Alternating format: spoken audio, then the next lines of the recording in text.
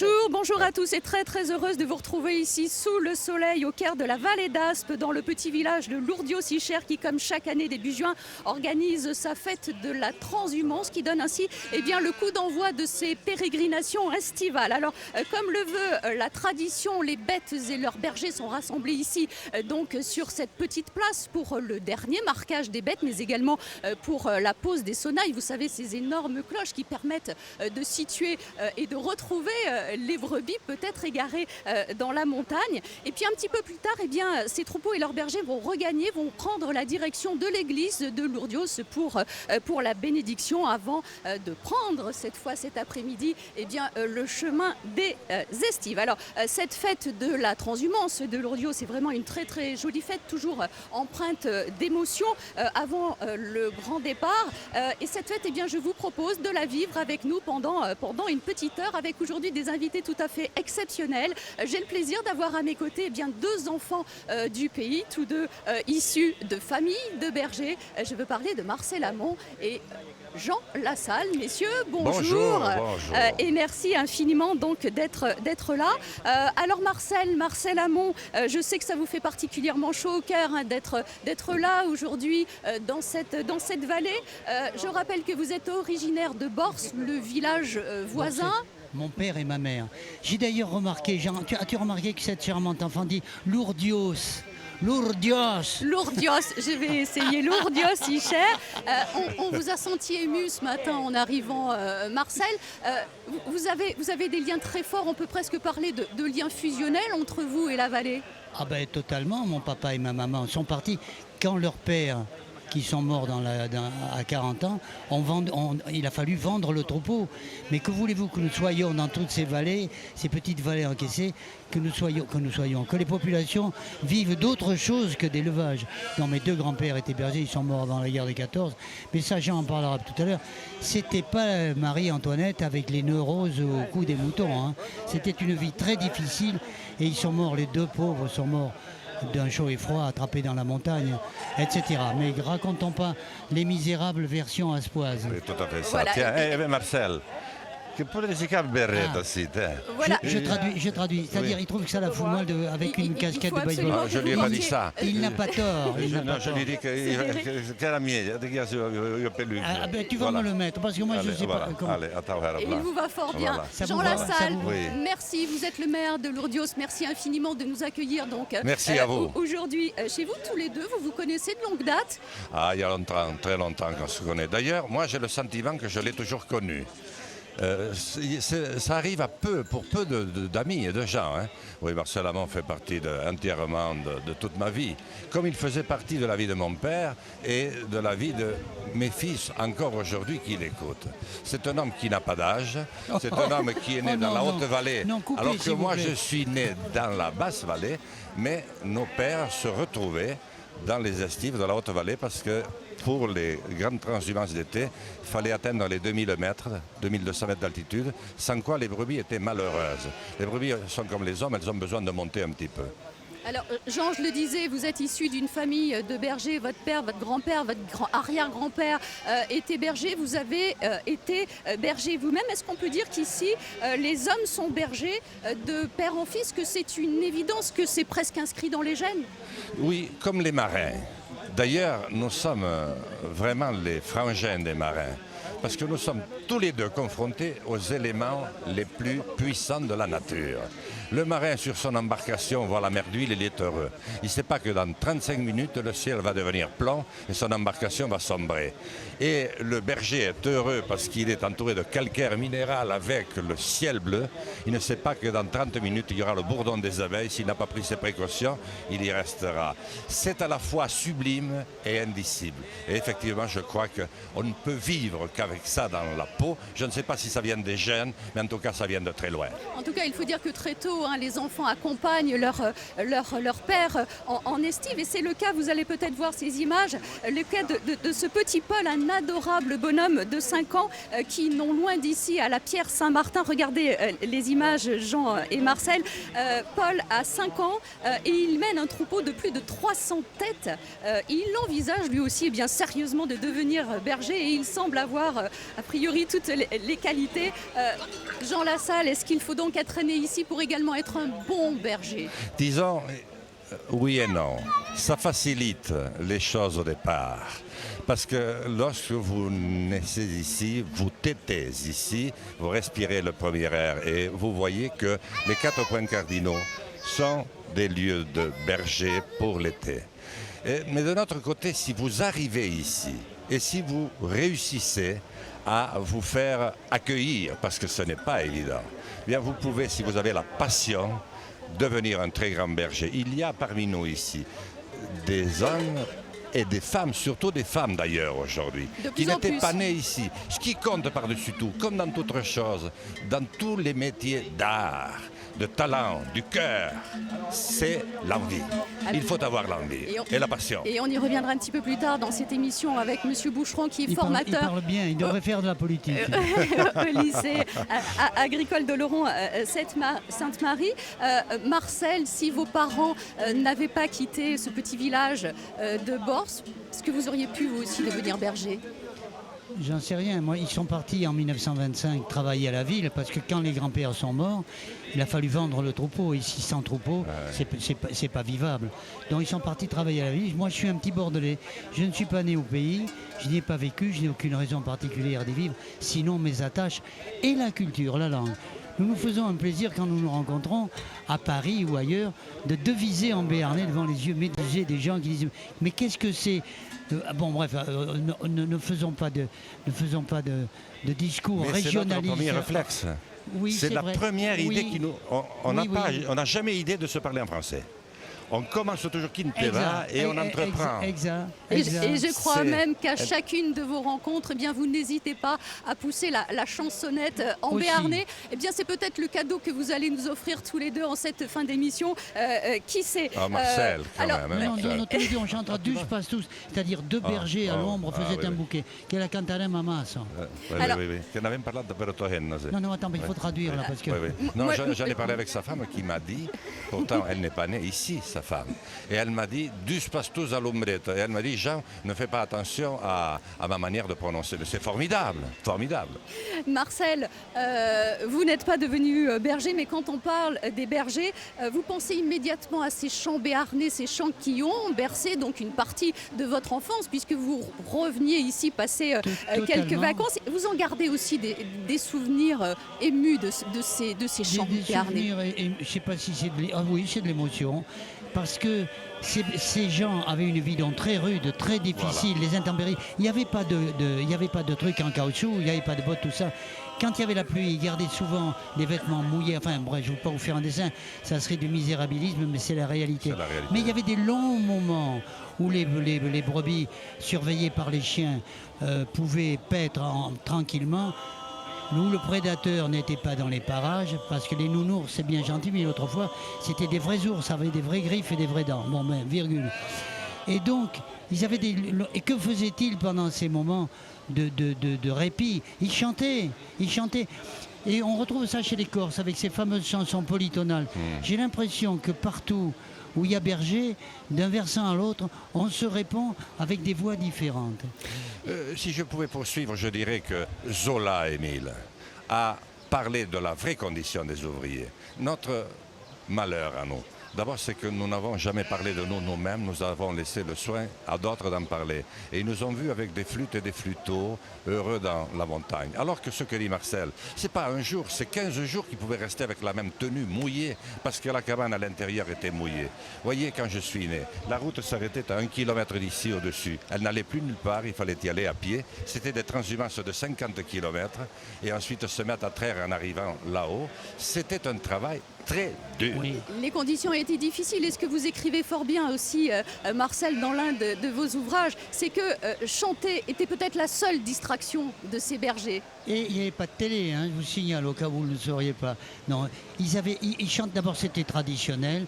Des tas même de nobliaux du coin ont écrit des chansons de bergers et de bergères sur la base de ce que chantaient d'une façon très primaire les bergers. Ils mettaient ça en forme, c'était très joli. Voilà. Mais il y a eu des vrais poètes de la chanson béarnaise et peut-être même particulièrement aspoise. Eh oui. Il y avait Despourin qui figure dans les dictionnaires, je vous signale. Despourin a été un héros national en tant que chanteur. Il n'avait pas dit du haut de ces pyramides, 40 siècles vous contemple, mais il avait écrit des chansons que tout le monde de A à Z connaissait dans toutes les générations et pendant de nombreuses générations. Ai-je suffisamment parlé, traduit? Non, et le chant transcende tout. Le chant, et c'est ce que se disent les Béarnais. C'est pour ça qu'ils étaient capables de chanter au moment où leur cœur pleurait. Parce que le chant vous fait chanter de joie lorsque votre enfant naît et que vous le tenez dans vos bras maladroits. Mais il peut vous faire chanter aussi pour redonner espoir lorsqu'il est mort dans un accident de la route à 20 ans. J'ai vu tout ça. Et vous chantez pour vous donner du courage, vous chantez pour rassembler. Et les bergers, ça se rassemble. Et nous chanterons... Maudit est l'amour, et des loin te dire, maudit soit l'amour jour et nuit, tu m'as prive mon cœur, etc. Et nous chanterons enfin donc d'émission. Alors aujourd'hui, on l'a dit, hein, ici à Lourdios-Icher, c'est le départ de la transhumance, mais sachez bien sûr que dans les bergeries, eh bien, c'est l'effervescence et ce déjà depuis plusieurs semaines. On est en plein préparatif, rien ne doit être oublié, tout doit être vérifié, comme nous l'explique Denis Fourcade, un jeune berger transhumant de Lourdios. Denis, bonjour. Bonjour. Alors actuellement, c'est l'effervescence dans les bergeries et c'est comme ça chaque année, quelques jours avant le départ dans les estives. Qu'est-ce que vous faites là aujourd'hui? Alors chaque année, c'est toujours pareil. Il faut vérifier que toutes les cloches ont bien leur battant, qu'on appelle, ça là, qui fait sonner la cloche. S'il ne manque rien dans le collier, ça veut dire, bon là, c'est un système de cheville donc, qu'on appelle broc en béarnais. Ces cloches, elles sont toutes différentes? Alors, elles sont toutes différentes, tout simplement parce qu'il y a celles-là viennent d'Espagne, celles-là du Portugal, d'autres de France. Voilà, il y a toutes sortes de cloches. Donc ça veut dire que ces sonnailles, vous allez les poser donc sur, Voilà. sur les brebis le jour J, le jour du Voilà, départ? le jour du départ, ouais, la veille. Voilà. La veille, on essaye pas trop à l'avance parce que bon, j'évite de les mettre trop à l'avance. Voilà, la veille, on met tout. Et dès qu'on met le collier et la cloche, Voilà, la elles brebis savent. sent le départ, Voilà, elles savent. il y a de l'excitation. Ouais, Dans il le ne faut pas leur troupeau, dire deux fois elles qu'on s'en comprennent va. qu'elles vont Voilà, partir. ouais, elles s'en vont. Donc alors, autre étape, phase importante avant le départ, c'est le marquage. C'est-à-dire, Voilà. c'est quoi le marquage en fait? C'est-à-dire que chaque berger a une couleur distincte mais au loin pour savoir si c'est nos brebis ou pas. Ça veut dire que moi, c'est en bleu sur les fesses, d'autres ça va être en bleu sur l'épaule, d'autres en rouge sur le dos. Mais chacun le sait, chacun sait à quoi ça correspond. Donc de loin à la jumelle ou à la union, on sait si c'est les nôtres ou si c'est pas les nôtres. Voilà. Donc tout le troupeau, toutes le les troupeau est brebis marqué. sont marquées. Tout, voilà, tout. C'est un énorme travail, ça. Vous pouvez m'apprendre? Vous me Voilà, montrez? on va vous Je montrer. vais vous aider. Bon, je vous suis, Denis. C'est pas agressif, un bélier? Non, ça Vous êtes peut, sûr? mais pas là, ils sont gentils. Alors, marquage.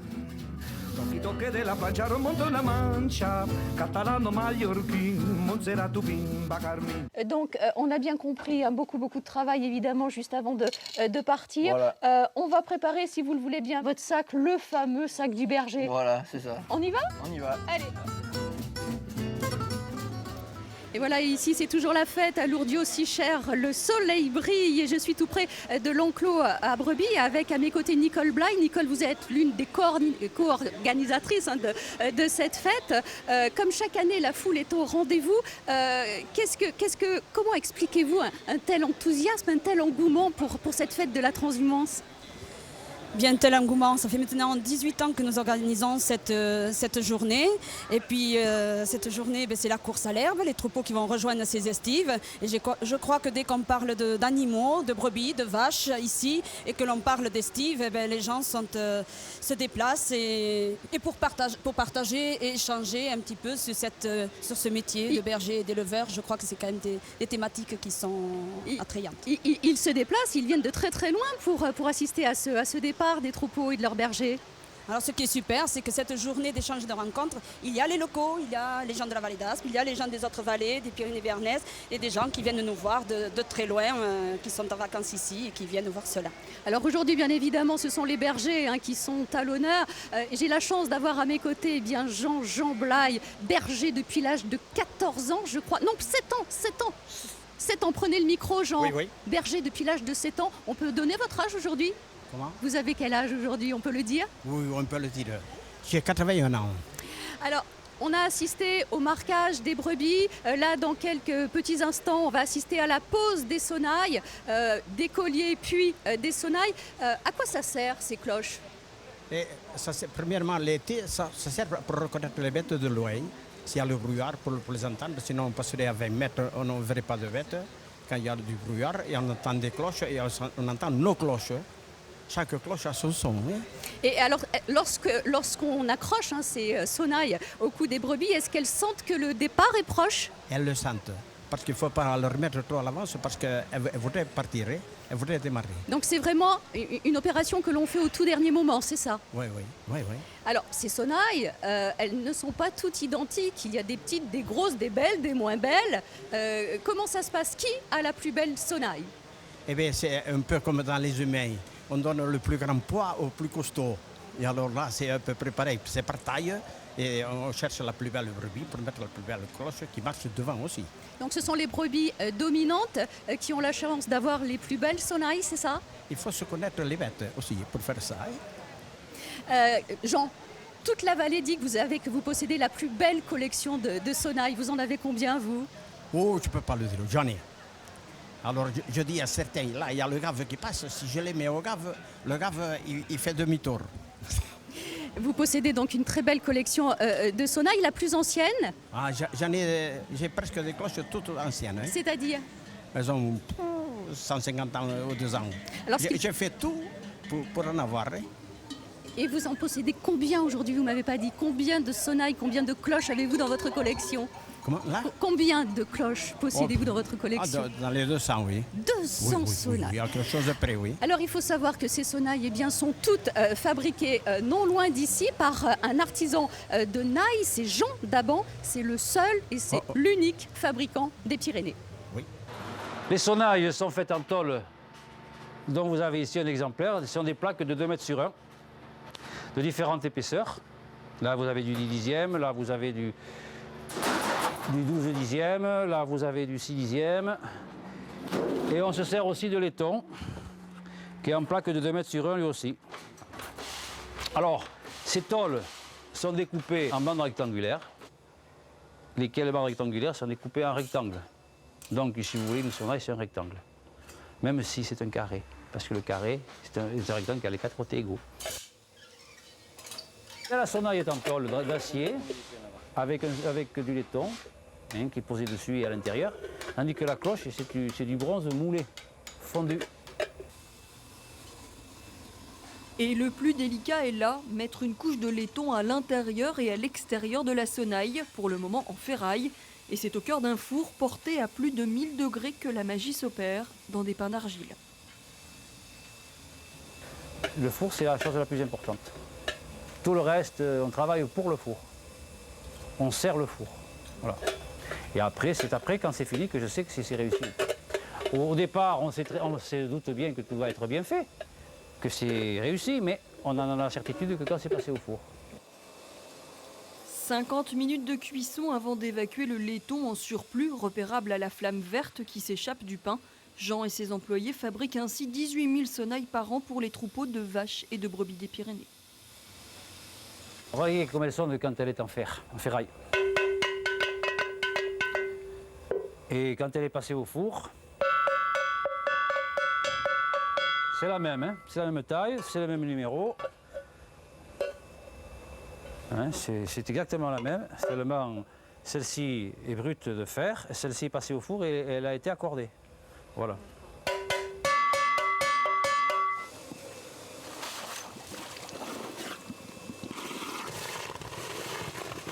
Chez les Daban, Jean représente la 5e génération de fabricants de sonnailles Anaï. Aujourd'hui, ils ne sont que 2 artisans à exercer cette activité en France et Jean est le seul dans les Pyrénées. Un savoir-faire qui a aussi ses secrets comme l'art d'accorder les sonnailles au marteau.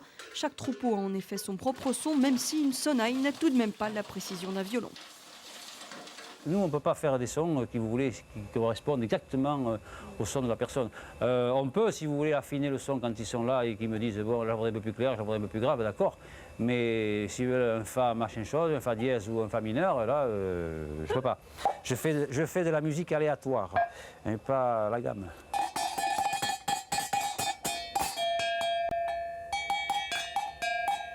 Et voilà.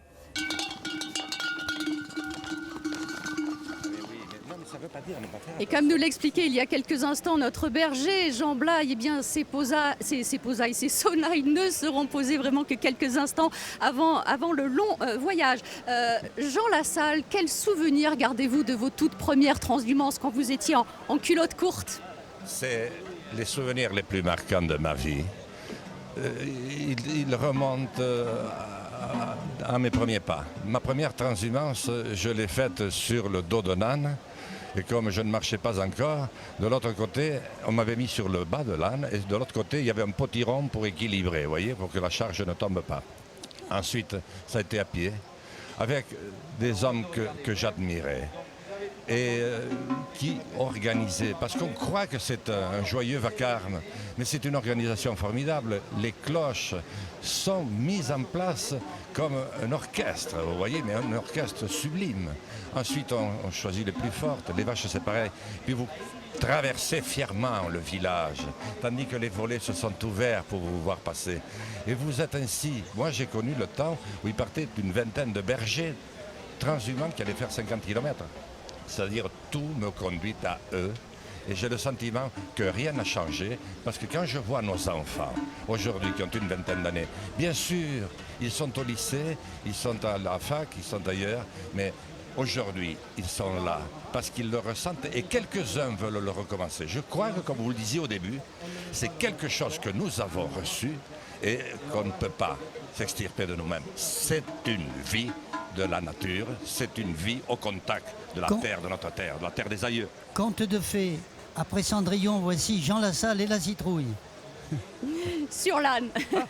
Donc le voyage était long, j'imagine, stressant aussi. Là encore, on a bien compris que chaque bête au sein du troupeau avait un rôle bien défini. Maintenant, j'aimerais que vous nous parliez de la vie en estive. Comment vit-on quand on est tout là-haut ? Eh bien, on s'arrange, ça dépend du temps. Le temps joue un rôle primordial. Lorsqu'il fait beau, vous êtes heureux, les bêtes vont bien, elles n'ont pas mal aux pieds, elles ne s'infectent pas des pieds. Le lait, là, ça donne du moral, on se dit, tiens, ça va être une bonne saison, les vaches sont contentes aussi.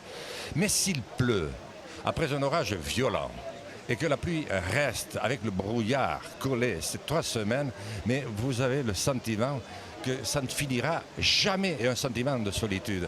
Et les bergers, c'est un peu le C2. C'est pour ça que je crois que ça lui confère une forme de sagesse qu'il sait remarquablement compter et traduire aux autres. Alors Marcel, vous avez quelques souvenirs de cabane? Oui, ben, j'écoute avec je connais la vie des bergers par ce qu'on en raconte dans ma famille. Mais mon expérience n'a rien à voir avec la sienne. Lui, c'est du vécu. Il n'a pas lu ça dans les bouquins. Il a vécu tout ça. Moi, je sais par ma mère, par mon père, par les tantes, les oncles, tout ça, les cousins. Je sais comment vivaient ces enfants, mais je suis devenu, je l'ai dit tout à l'heure, un enfant de la ville.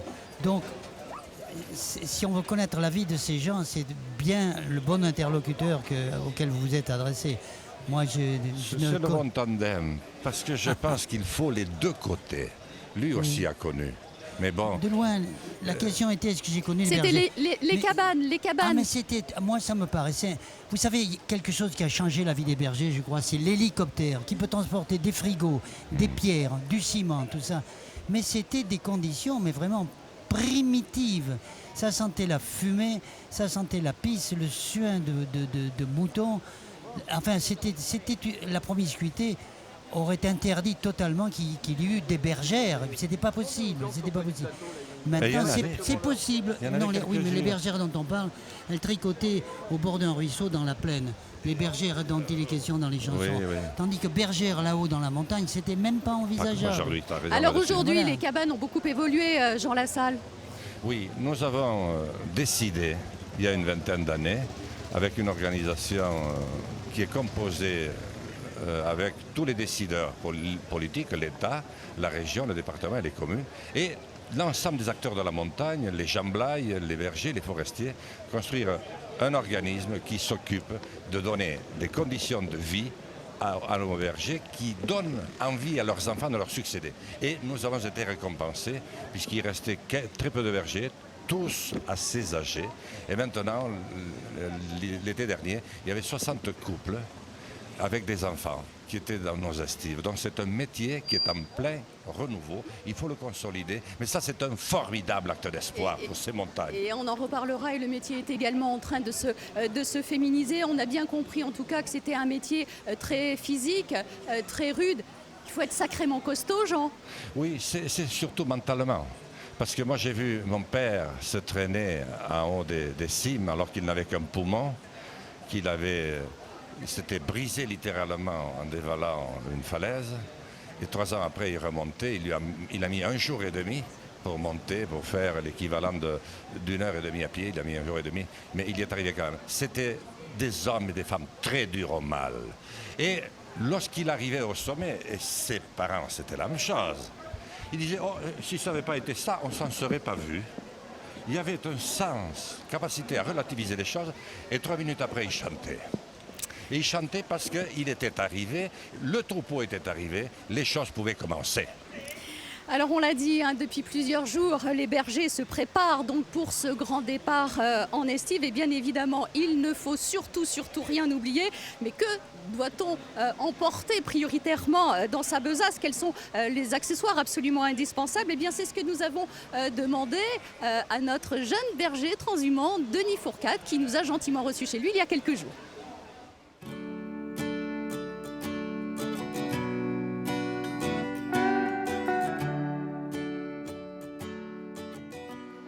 Denis, quand on s'apprête à partir comme ça, plusieurs mois dans les estives, quels sont les accessoires qui vous seront indispensables? Alors les gros accessoires, c'est forcément tout ce qui est pour les brebis, ça veut dire parage d'onglons, ça veut dire pour couper les ongles. Donc ça, vous l'avez en permanence dans votre sac de berger? Dans le sac ou à portée de main, il y a toujours des brebis boiteuses. Et c'est encore plus important de faire les brebis qui boitent à la montagne parce que forcément, bon, en bergerie, elles sont bien. Mais si elles sont vadrouilles dans la montagne, après si elles sont boiteuses, c'est pas bon, quoi. Alors voilà. Ça va être donc tout ce qui est désinfectant antiseptique pour... Petite pharmacie en permanence voilà. avec vous? Après forcément s'il faut seringue jetable ou pas jetable. Ce qui arrive fréquemment c'est les panaries. Donc ça si vous... Le réflexe c'est se piquer à la brebis. Pour pas que ça... Plus tôt c'est pris, mieux c'est, quoi. Donc le berger est un peu vétérinaire? Et vétérinaire, c'est un métier complet je crois. Le couteau? Le couteau, voilà, tout ce qui est au quotidien, couper une ficelle, couper n'importe quoi, c'est important. Et puis autre accessoire voilà, dont le vous bâton. pourriez vous passer, c'est le bâton. Voilà, un bâton en bois, assez costaud, qui nous permet d'évoluer sur des terrains un peu en pente. Puis voilà, un bâton aussi pour marcher, voilà, qui nous sert à tout. Alors ici, il manque un accessoire. Voilà. Que bon nombre de bergers possèdent, mais pas vous. Vous êtes plutôt contre, Voilà. c'est le parapluie. Le Pourquoi? parapluie n'est pas pratique, parce que quand vous avez le bâton dans une main et le parapluie dans l'autre, si vous glissez, ben, vous ne pouvez pas vous retenir. Tandis que quand même, moi je trouve important d'avoir les deux mains libres. En revanche, Voilà, le téléphone portable. vous ne pouvez plus vous en passer. Non, voilà, ça nous permet donc d'être reliés à la civilisation. On fait partie un peu du monde moderne aussi maintenant. Connecté en permanence. Voilà.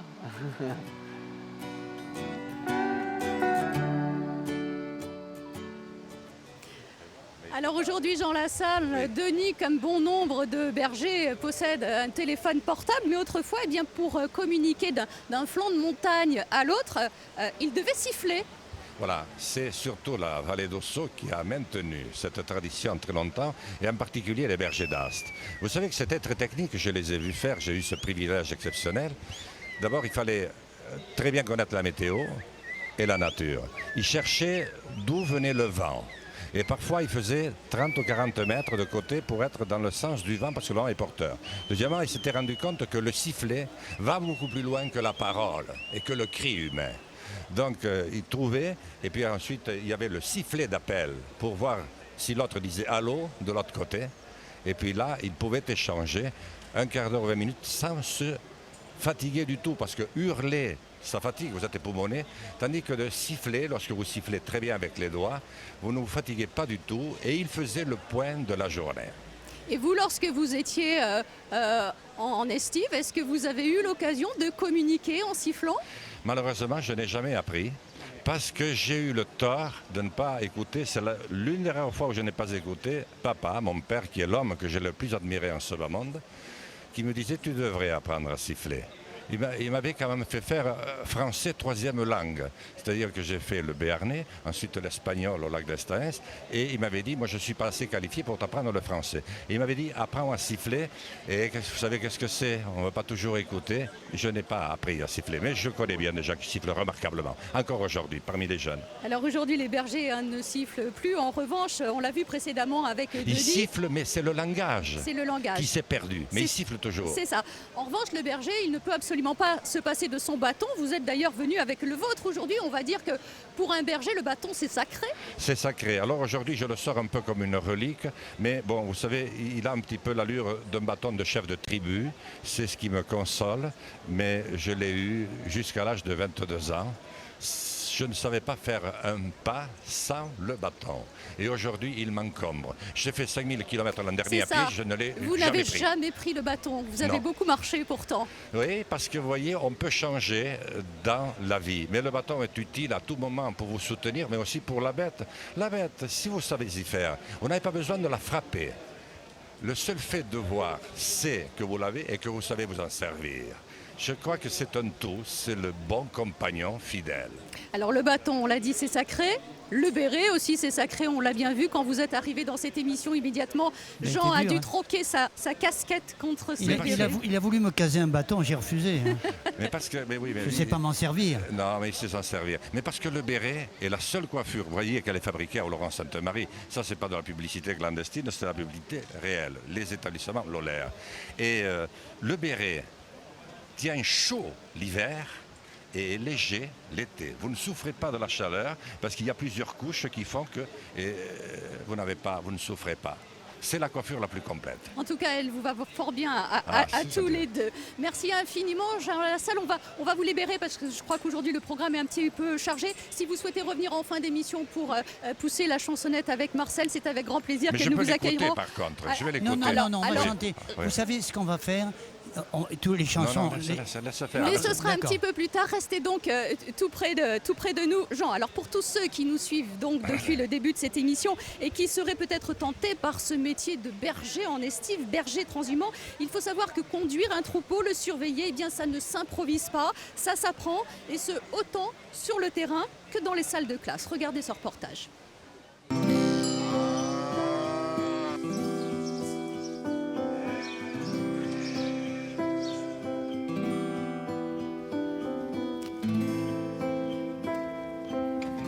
Cette formation de berger vacher transhumant, c'est son intitulé, a pour objectif tout simplement de former de futurs gardiens de troupeaux salariés sur des élevages de brebis viande, brebis laitières ou sur des élevages bovins. Notre idée, c'est de répondre à la demande du territoire et de la profession agricole en fournissant des salariés qui puissent être embauchés sur la période estivale et donc assurer la surveillance des animaux lorsque les éleveurs sont occupés par d'autres tâches. Mireille, viens par là. Attention aux cornes. Là, tu ne vas pas y arriver. Non, il faut que tu la mettes debout. Mais par contre, tu lui mets l'arrière. L'arrière, voilà, et tu l'enjambes. Voilà. là tu es tranquille. Au cours de la formation, nous essayons d'alterner entre des phases pratiques et théoriques. Donc les différents thèmes qui sont abordés traitent essentiellement de l'élevage, donc la compréhension de l'animal, de ses besoins, les soins à apporter, donc les soins alimentaires, les soins vétérinaires. Donc ça c'est une infection qui est au niveau de son poumon par exemple. Donc vous avez les globules blancs qui vont arriver sur le point d'infection et qui vont venir pour lutter contre celle-ci.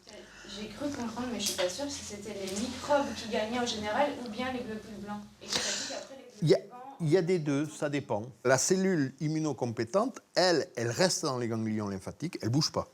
Il n'y a que les anticorps qui en sortent, qui passent dans le circuit sanguin et qui vont sur le point d'infection. Il y a bien sûr tout ce qui est lié à la traite et à la transformation fromagère. Ce sont des notions et des gestes qui sont à maîtriser. Et au-delà, il y a bien entendu l'apprentissage de la vie à la montagne, qui est une chose importante puisqu'on parle d'estives, donc de zones en haute montagne, où il faut être attentif parce qu'il y a des dangers et une vie qu'il faut adapter au milieu, au contexte.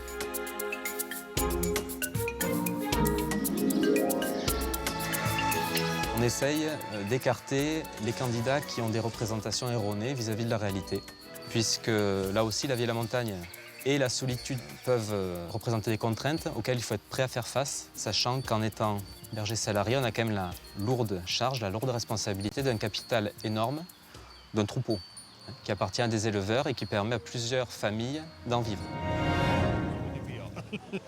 Jean-Luc Boucheron, bonjour. Alors vous êtes formateur dans ce lycée agricole de Laurent-Sainte-Marie. Je rappelle que cette formation de berger a été créée en 1991. Est-ce qu'aujourd'hui c'est un métier qu'on l'on fait par choix et par goût? Il faut espérer. Il faut espérer que ce soit un métier que l'on fasse par choix et par goût, parce que c'est un métier qui n'est pas facile. Et je pense qu'il peut être très agréable, si justement on a choisi de le faire, mais il peut être aussi très contraignant si ce n'est pas le cas. Alors quelles sont les compétences nécessaires pour faire un bon berger? Elles sont multiples.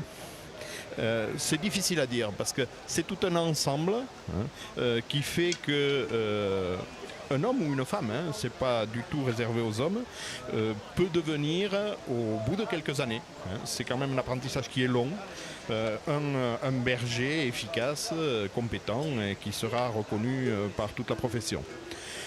Maintenant, cet apprentissage, ce qui change beaucoup, c'est que pendant très longtemps, il a été fait dans le cadre familial, il a pris du temps. C'était des enfants qui naissaient dans les exploitations et la transmission des savoir-faire se faisait dans le cadre familial. Aujourd'hui, ce n'est pas toujours le cas. Bien sûr, ça existe encore. Ça existe encore et c'est encore l'essentiel des jeunes bergers qui sont issus de ce milieu et qui perpétuent ce métier. Mais il y a aujourd'hui des jeunes qui arrivent de milieux tout à fait différents et qui veulent venir dans un premier temps voir ce qui se passe dans ce milieu de la montagne et de l'élevage. Et au fil du temps, pour ceux qui veulent persévérer, on arrive à les professionnaliser suffisamment. L'enseignement et la formation, qui est de la formation professionnelle, joue un rôle important. Elle joue un rôle dans l'initiation et puis après dans la qualification. Mais l'essentiel quand même du travail est fait par la profession, par les gens qui sont déjà dans ce milieu, qui sont bergers et qui accueillent ces apprentis, dirons-nous, et qui les professionnalisent au fil du temps. Et aujourd'hui, le métier est en train de se féminiser, Jean-Luc Boucheron. J'ai peut-être pas tout à fait ce regard-là. Le métier a toujours été féminisé. Ce qui diffère un petit peu aujourd'hui, c'est que les tâches qui étaient plutôt des tâches masculines il y a quelques années, par exemple la montagne, aujourd'hui, c'est vrai qu'elles se féminisent un peu. Il y a des femmes qui sont en montagne et qui font le travail exactement comme des hommes. Autrefois, il était plus classique que les femmes restent plutôt sur les exploitations et c'était plutôt les hommes qui montaient. Mais aujourd'hui, il n'y a aucun problème. L'élevage au vin, l'animal est quand même d'une taille modeste. C'est un animal qui demande des soins quotidien, assez méticuleux, et c'est quelque chose qui va très bien aux femmes qui veulent s'y consacrer. Et en préparant cette émission, Marcel, vous me faisiez justement remarquer qu'autrefois, il y a un certain nombre de tâches que les femmes n'auraient absolument pas pu exercer. Non, j'écoute avec attention, monsieur. C'est vrai, ça n'a plus aucun rapport. Les conditions techniques font que des choses pareilles soient réalisables aujourd'hui. Autrefois, les tâches étaient bien... Bon, il y avait l'inconfort, il y avait les intempéries qu'on ne pouvait difficilement contourner. Tout ça a changé. Mes deux grands-pères qui sont morts, c'est avant la guerre de 14. Je ne les ai pas connus, moi. Je ne les ai connus que par ce qu'en disaient leurs enfants. Mon père est d'un côté, ma mère de l'autre. Non, j'écoute très attentivement. J'ai rien à dire d'intelligent sur ce qui vient d'être dit. Alors on le sait, la montagne est un milieu hostile. Est-ce qu'ici, dans les Pyrénées, la prédation est pour les bergers une préoccupation majeure ? Alors, la montagne est un milieu difficile, mais avant la prédation, il y a le contexte géographique qui fait que c'est un milieu difficile entre la pente et également les conditions climatiques qui ne sont pas tous les jours celles d'aujourd'hui. Ce qui a quand même beaucoup changé, et Marcel Amont le disait, c'est quand même les choses ont fortement évolué. Aujourd'hui, les cabanes sont plus accessibles. Elles sont souvent, elles ont été rénovées et une bonne majorité des cabanes offrent quand même des conditions de vie beaucoup plus faciles que dans le temps. La prédation, c'est effectivement un souci. C'est un souci. Les bergers ici ont toujours vécu avec la prédation. Surtout avec l'ours. Il n'y a pas que l'ours, mais on ne peut pas considérer quand même que ce phénomène de prédation est un phénomène ou un problème majeur pour l'instant. Maintenant, en matière de prédation, les choses peuvent évoluer. On a vu les choses évoluer assez fortement dans les Alpes. Il n'est pas impossible qu'elles évoluent ici aussi. Alors, autre gros facteur de risque, ce sont les orages. Les orages qui peuvent vraiment affoler tous les troupeaux. Les orages n'affolent pas vraiment les troupeaux, mais les orages peuvent être, s'ils tombent effectivement sur un troupeau, ils peuvent être dévastateurs. Et il y a pratiquement tous les ans des accidents avec des parties de troupeaux ou des troupeaux entiers qui peuvent être décimés par un seul éclair. Le problème, c'est que les animaux ont tendance, par temps d'orage, à aller se mettre comme d'habitude sur les crêtes rocheuses. Et c'est plutôt là que la foudre a tendance à taper. Donc il y a effectivement un risque et les bergers y sont attentifs. Mais à un moment, il faut, tant pis pour quelques animaux, il vaut mieux quand même que l'homme assure sa propre sécurité. Bien sûr. Alors cette réalité du terrain, vos élèves la découvrent très vite, car vous, au lycée d'Oloron-Sainte-Marie, vous proposez une formation qui alterne théorie et pratique. Oui, donc il y a des niveaux de formation qui sont tout à fait différents selon le jeune auquel on s'adresse. Il y a des formations, une première formation un petit peu de découverte, qui est une formation emblématique, qui est très connue ici, qu'on appelle la formation des bergers globalement, des bergers vachers, qui permet à des jeunes qui viennent d'un milieu extérieur de venir découvrir cette activité. Et pour ça, on passe effectivement par le côté montagne, parce que c'est un peu ça aussi souvent qui les attire, parfois faussement. Et donc on passe par cette activité de montagne, et puis au-delà, si les jeunes veulent persister, un bon nombre persistent et durent dans l'activité. D'autres comprennent assez vite qu'il vaut mieux arrêter là. Jean-Luc Boucheron, et ce sera là ma dernière question, est-ce que notre pays aujourd'hui manque de bergers ? Alors, est-ce qu'il manque de bergers ? Je ne dirais pas qu'il manque de bergers, au moins localement, mais ce dont je suis sûr, c'est qu'il faut penser à la relève. Les statistiques sont connues. On sait que bon nombre d'exploitations n'ont pas un avenir humain assuré, et donc si on ne veut pas qu'elles s'éteignent, il est nécessaire de préparer l'avenir, il est nécessaire de former des jeunes et d'attirer des jeunes vers ces nouveaux métiers. Si je peux me permettre, tout abrupt comme ça, est-ce qu'ils gagnent leur vie ? Voilà. Est-ce que ça vaut le coup ? Parce que s'ils gagnent moyennement ou mal leur vie, l'avenir est bouché. Alors, Non, je crois qu'il faut arrêter le misérabilisme agricole. Il y a moyen de gagner sa vie. Alors après, gagner sa vie, il faudrait peut-être définir exactement ce que ça veut dire. Mais il y a moyen de vivre dans des conditions décentes, à condition d'être prudent, notamment dans les investissements, et de travailler correctement. Mais ça, c'est vrai pour tout le monde et tous les métiers. Merci beaucoup Jean-Luc Boucheron. Allez, on va vous laisser profiter évidemment de cette fête de la transhumance de Lourdios-Sichères. On va retrouver une toute dernière fois notre berger transhumant, Denis. Il est cette fois en compagnie de ses 3 chiens, des chiens qui lui sont absolument indispensables évidemment pour conduire le troupeau et même pour le protéger.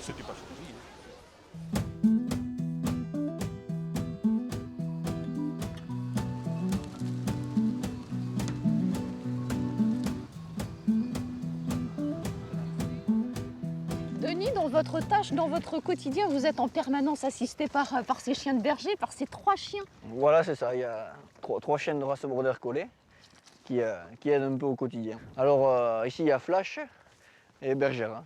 Voilà, et Pouchka, la plus vieille. Ils sont en permanence à vos côtés. Voilà, ils ne lâchent pas d'une semelle. Alors quel est leur rôle? Voilà, alors plutôt rassemblés. Il y a le mâle qui lui va rester plutôt derrière le troupeau pour plutôt pousser tout le monde, et la chienne qui va rester devant avec moi pour plutôt arrêter et guider à droite, à gauche. Bergère, arrête devant. Arrête devant. Là. Est-ce qu'on peut parler de complicité entre ces chiens Ouais, il y a même un peu de jalousie. et les troupeaux? Voilà. Ah oui. Voilà, si entre le mâle et la femelle ça se passe bien, mais les 2 femelles se jalousent un peu si l'une fait plus que l'autre, ça va pas quoi. Quand vous leur donnez un ordre, vous devez crier très fort? Non, pas du tout, toujours calme. Ça va être devant, ça va être derrière, ça va être viens, ça va être... mais toujours calme quoi.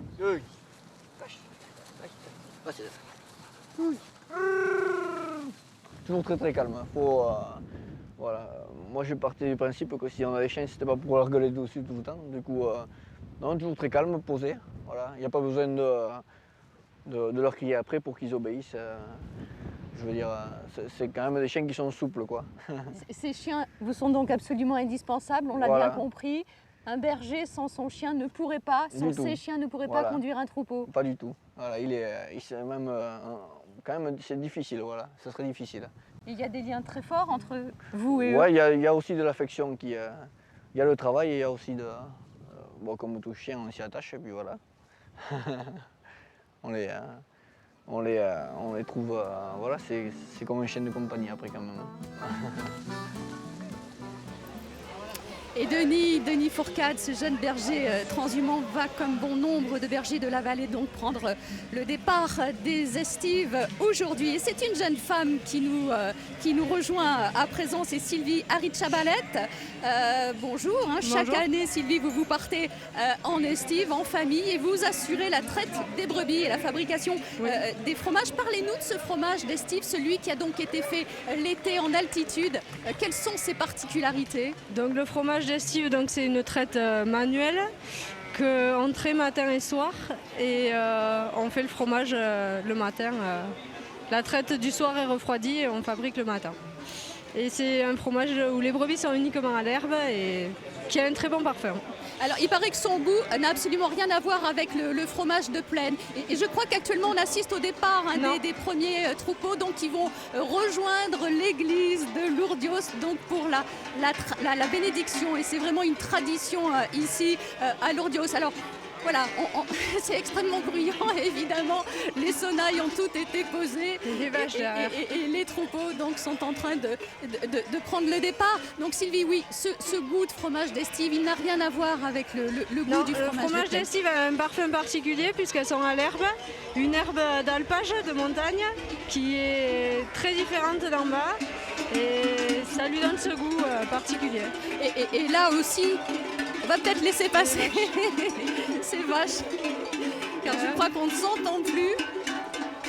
Voilà, cette transhumance donc démarre par le départ des vaches, puis vont suivre les troupeaux de brebis. Oui, ce goût de fromage d'estive peut également varier évidemment d'une année à l'autre, et ce en fonction de la météo finalement. Voilà, c'est ça. Ça a une année pluvieuse, le fromage est différent d'une année sèche. Oui. La météo joue beaucoup, notamment pour la cave d'affinage, le saloir. Ça joue beaucoup sur le goût du fromage. Oui. Alors quelles sont les différentes phases de fabrication de ce fromage d'estive? Donc la traite forcément, après on met un peu de ferment, après on met la présure pour faire cailler le lait et on chauffe le fromage. Il faut tourner pratiquement une demi-heure, il faut rester sur la cuve à tourner le fromage. Et combien de fromages fabriquez-vous chaque jour? En début de saison, 5 fromages et après ça diminue très vite puisqu'on traite jusqu'au 20 août à peu près, jusqu'à fin août quoi, à peu près. Il faudra attendre combien de temps pour pouvoir ensuite déguster ces fromages d'estive? Plusieurs mois? Les fromages d'estive, ils sont bons à Noël quoi. 5-6 mois après, à Noël, ils sont très bien. Et ils se conservent longtemps? Oui, ils se conservent. Après, on les mange, donc ils se conservent moins. Sylvie, quand est-ce que vous allez, vous, avec votre petite famille, rejoindre les estives? Moi, je suis sur les préparatifs. Donc là, on est en train de préparer les petits, les enfants. Les affaires, on fait plein de sacs poubelles où on met des choses pour monter tout ça à l'estive et on part la semaine prochaine. Et voilà. Vous partez donc on part en famille là-bas. Famille, merci infiniment. Et ce que je peux vous dire, c'est que Marcel Hamon raffole de votre fromage, Sylvie. Donc on l'a vu, les troupeaux sont vraiment sur le départ. On a vu passer les vaches. Dans quelques instants, le dernier troupeau de brebis va prendre la direction de l'église, comme je vous le disais, pour la bénédiction. Ce que je vous propose, on va terminer cette émission en destination vers les estives avec vous, Marcel. Vous nous avez promis un petit chant en béarnais. Je pense que votre ami Jean Lassalle va vous rejoindre. Je voudrais juste vous remercier.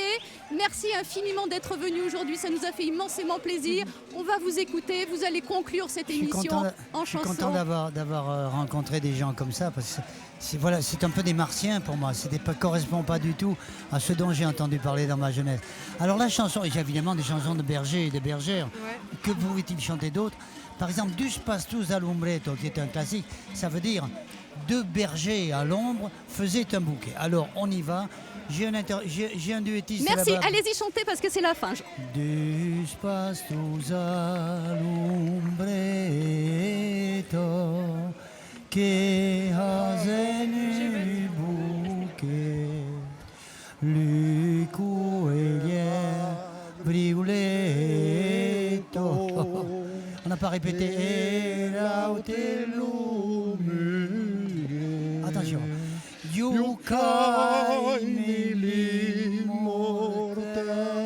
Regarde la caméra, c'est là. Mesqueras aute flors, ion sereitus tem fidelo, a tau sommas amor. Tu connais le deuxième couplet?